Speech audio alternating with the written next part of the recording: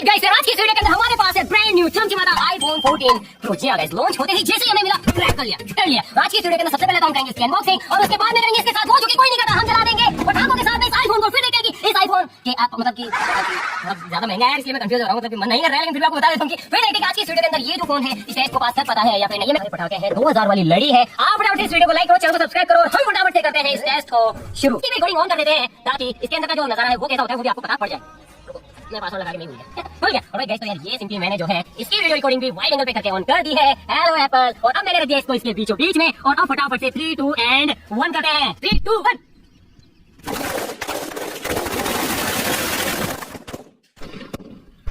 और ये temperature guys, अब देख सकते हैं मैंने इसको टच भी नहीं किया पटाखे फटने के बाद और इसके अंदर आ गया है टेंपरेचर एरर।